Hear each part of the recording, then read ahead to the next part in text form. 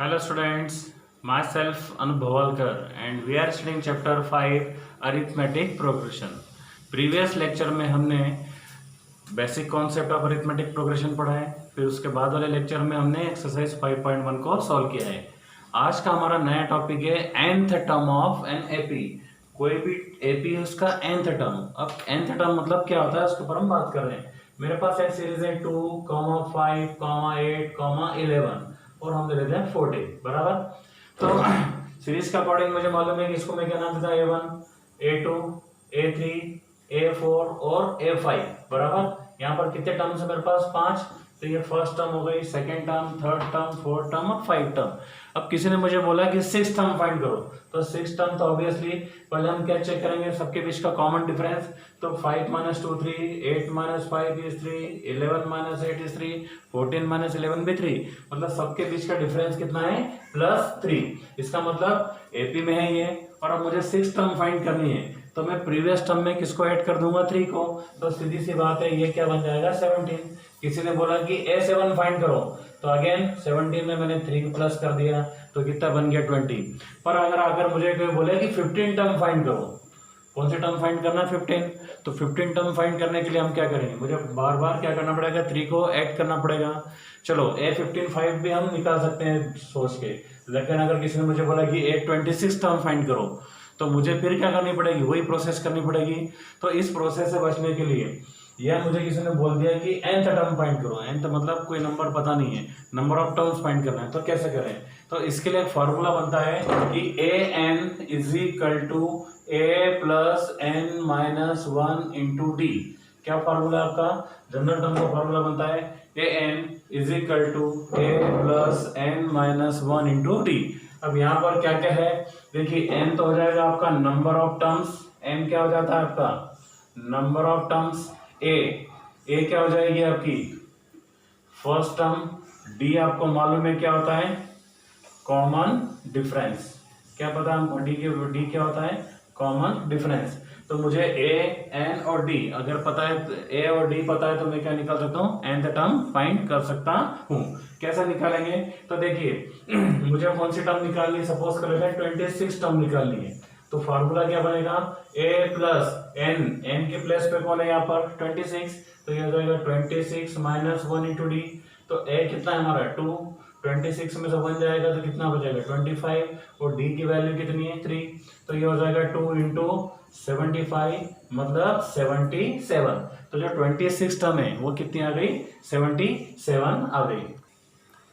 तो हम क्या कर सकते हैं? वैल्यू रख के आसानी से हम कोई भी टर्म्स फाइंड कर सकते हैं। 26 अगर 50 टर्म फाइंड करनी तो मैं 50 टर्म फाइंड कर सकता हूँ। ऐसे डिफरेंट टर्म्स हम इस फॉर्मूले के थ्रू फाइंड कर सकते हैं। अगर देखिए यहाँ से मैं क्या क्या फाइंड कर सकता हूँ, मुझे अगर a और n पता है तो मैं d निकाल सकता हूँ, a और d पता है तो मैं n फाइंड कर सकता हूँ, और n और d पता है तो मैं a फाइंड कर सकता हूँ।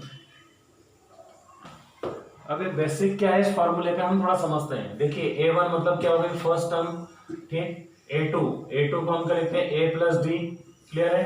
देन A3 मतलब क्या होता है? A plus 2D। ये हम प्रीवियस लेक्चर में सब इसके बारे में पढ़ चुके हैं। तो ये क्या हो गया? A plus 3D। अब एक यहाँ पर अगर ऑब्जर्वेशन देखें तो देखिए, सेकेंड टर्म थी तो D का कोफिशिएंट कुछ नहीं मतलब 1। 3 थर्ड टर्म थी तो D का कोफिशिएंट मतलब कितना? 2। अगर 4 है तो इसकी एक वैल्यू क्या होती जा रही? कम हो रही। तो ऐसे अगर मैं किसकी बात करूं? nth टर्म की बात करूं तो a, और हमने देखा था यहाँ पर 4 था, तो 4 मतलब क्या हो गया? 4 माइनस 1 इंटू डी करा। इसका मतलब है यहाँ पर भी क्या हो जाएगा? n minus 1 into D. तो nth टर्म निकालने के लिए जो फॉर्मूला बना है इस लॉजिक के पीछे बना हुआ है। तो n इज इक्वल टू कितना होता है? a plus n minus 1 into D. अभी देखिए हमने 26 टर्म क्या निकाली थी? 77 निकाली थी इस सीरीज की। तो ये कौन सी टर्म हो गई? अभी मेरे पास सीरीज 2 से लेकर 77 तक दे दी, मतलब 77 क्या हो गई आपकी? लास्ट टर्म हो गई। तो लास्ट टर्म को किससे रिप्रेजेंट करते हैं? एल से। तो एल इज इक्वल टू, बाकी सब कंडीशन आपकी वही रहेगी, a plus N minus 1 to d. तो अगर मुझे लास्ट टर्म पता है तो मैं नंबर ऑफ टर्म्स भी फाइंड कर सकता हूँ। इस फॉर्मूले के थ्रू हम क्या फाइंड कर सकते हैं? L is equal to A plus N minus 1 into D. ये दोनों फॉर्मूले लगभग सेम है, पर यहाँ पर मुझे क्या गिवन है? लास्ट टर्म गिवन है। तो आप नोट डाउन कर लें इसे। अब हम क्वेश्चन नंबर फर्स्ट 5.2 का स्टार्ट कर रहे हैं। मुझे एक टेबल बना के दी है, अननोन क्वांटिटीज हैं, जैसे यहाँ फर्स्ट में एन फाइंड करना है, यहाँ मुझे डी फाइंड करना है, वहाँ मुझे ए फाइंड करना है, यहाँ मुझे एन फाइंड करना है और यहाँ मुझे एन फाइंड करना है। तो हम क्या करते हैं, कौन सा फॉर्मूला यूज करेंगे, a n is equal to A plus N minus 1 into D.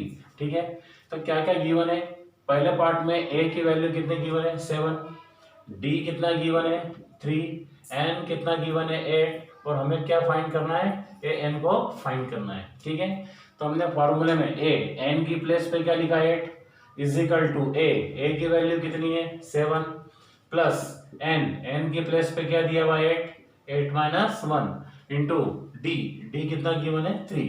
तो ये क्या हो जाएगा 7 प्लस 8 माइनस 1 कितना होता है 7 इंटू 3 मतलब 7 प्लस 7 3 21 और 21 प्लस 7 कितना हो गया 28।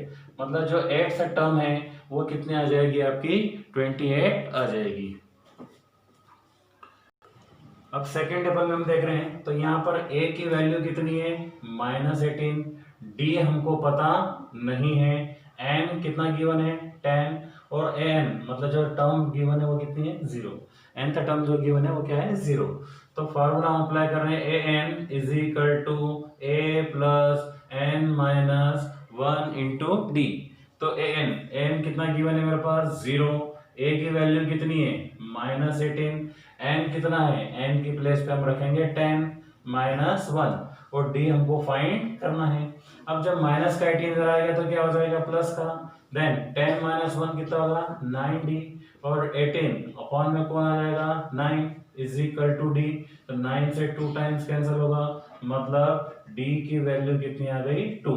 मतलब पहले क्वेश्चन में हमने a8 फाइंड कर लिया था, कितना फाइंड करा था 28, फिर सेकेंड क्वेश्चन में हमने डी फाइंड कर लिया है 2। ठीक है, अब हम थर्ड क्वेश्चन पे बात करेंगे। अब थर्ड पार्ट देखें तो मुझे a की वैल्यू पता नहीं है, d की वैल्यू कितनी है -3, n की वैल्यू कितनी है 18 और a n is equal to -5। तो a की वैल्यू हमें फाइंड करनी है, d की वैल्यू कितनी है -3, n कितना है आपका 18 और a n कितना है आपका -5। क्लियर है, यहाँ पर a क्या है फाइंड करना है, d की वैल्यू -3, n की वैल्यू 18 और a n जो है -5। तब हमारा फॉर्मूला यूज करेंगे हम, क्या होगा a n is equal to a plus n minus 1 into D. अब a n की वैल्यू कितनी है मेरे पास में, a n की वैल्यू है -5 इज इक्वल टू a हमें फाइंड करना है तो एज इट इज रखेंगे, n की वैल्यू कितनी है 18 -1 और d की वैल्यू कितनी है -3। तो ये हो जाएगा आपका -5 is equal to a plus 18 minus 1 कितना होता है 17 और ये क्या हो जाएगा -3। -5 is equal to a plus 17 3 कितना होता है 51 और प्लस माइनस माइनस। अब -51 इधर आके क्या हो जाएगा प्लस का 51, तो ये हो गया 51 is equal to a plus minus minus, तो a की वैल्यू कितनी हो गई 46। यहाँ पर हमने क्या फाइंड कर लिया है a की वैल्यू कितनी आ गई आपकी 46 आ गई है। ठीक है, अब नेक्स्ट क्वेश्चन में a की वैल्यू है -18.9, d की वैल्यू है 2.5, n यहाँ पर मुझे पता नहीं है और n वो क्या है 3.6। सो हमारा कंपैरिजन में होगा तो a की वैल्यू कितनी आ रही है -18.9, d की वैल्यू है 2.5, n मुझे पता नहीं है और a n कितना है 3.6। तो फॉर्मूला अप्लाई करेंगे हम a n is equal to a plus n minus 1 into D. a की वैल्यू कितनी है 3.6, a की वैल्यू कितनी है -18.9, n मुझे पता नहीं है और d की वैल्यू कितनी है 2.5। देखिए 3.6 माइनस का 18.9 इधर आके क्या हो जाएगा प्लस का is equal to n minus 1 into 2.5। अब दोनों को प्लस करेंगे तो 6 प्लस 9 कितना होता है 15 और 18 प्लस 3 21, 21 प्लस 1 22, तो ये कितना आ गया 22.5 is equal to n minus 1 into 2.5। अब 22.5 को हम डिवाइड करेंगे किससे 2.5 से, is equal to n minus 1, तो डेसिमल से डेसिमल कैंसल, और 25 9 से कितना होता है 225, तो n minus 1 is equal to कितना आ गया 9, और माइनस का 1 उधर जाके क्या हो जाएगा प्लस का 1, तो n की वैल्यू कितनी आ गई है 10। मतलब हमें अननोन क्वांटिटी जो फाइंड करनी थी वो कितनी आ गई है 10। n कितना आ गया यहाँ पर टर्म, मतलब नंबर ऑफ टर्म्स कितनी हो गई 10। अब जो नेक्स्ट पार्ट है उसमें दिया हुआ है a की वैल्यू गिवन है 3.5, d इज 0, कॉमन डिफरेंस क्या है 0, और n कितना है 105, और an मुझे फाइंड करना है। n हमको क्या करना है फाइंड, तो हम यहाँ लिख लें सबसे पहले a की वैल्यू कितनी आ रही है 3.5, d की वैल्यू कितनी आ रही है 0, a की वैल्यू कितनी आई थी 3.5 गिवन है, d की वैल्यू 0 है, n की वैल्यू 105 है, और a n मुझे फाइंड करना है। तो फिर हम फार्मूला यूज करते हैं, वो होता है a n is equal to a plus n minus 1 into D. Then a n हमको फाइंड करना है वो एज इट इज a की वैल्यू कितनी है 3.5 प्लस n है आपका 105 माइनस 1 इंटू 0, तो a n is equal to हो जाएगा 3.5, 105 में से 1 माइनस होगा तो क्या बचेगा 104, और किसी भी नंबर में हम 0 का मल्टीप्लाई करते हैं तो क्या बचता है 0 ही बचेगा, तो ये हो गया 3.5 इंटू 0, मतलब a n is equal to क्या हो जाएगा 3.5। अब इस क्वेश्चन से हमको एक आइडिया लग रहा है कि जब कॉमन डिफरेंस 0 होगा तो नंबर ऑफ टर्म्स जितनी भी होंगी सारी सेम होगी। देखिए फर्स्ट टर्म भी 3.5 थी और वाली टर्म भी कितनी 3.5, तो अगर कॉमन डिफरेंस 0 होगा तो सारी टर्म्स कैसी होंगी सेम होंगी। तो अभी हमने ये क्वेश्चन नंबर फर्स्ट देखा जिसमें हमने कौन सा फॉर्मूला यूज किया है a n is equal to A plus N minus 1 into d. यहाँ पर हम first term, number of terms या कॉमन डिफरेंस जो भी नहीं होगा उसको हम फाइंड कर सकते हैं। Thank you very much.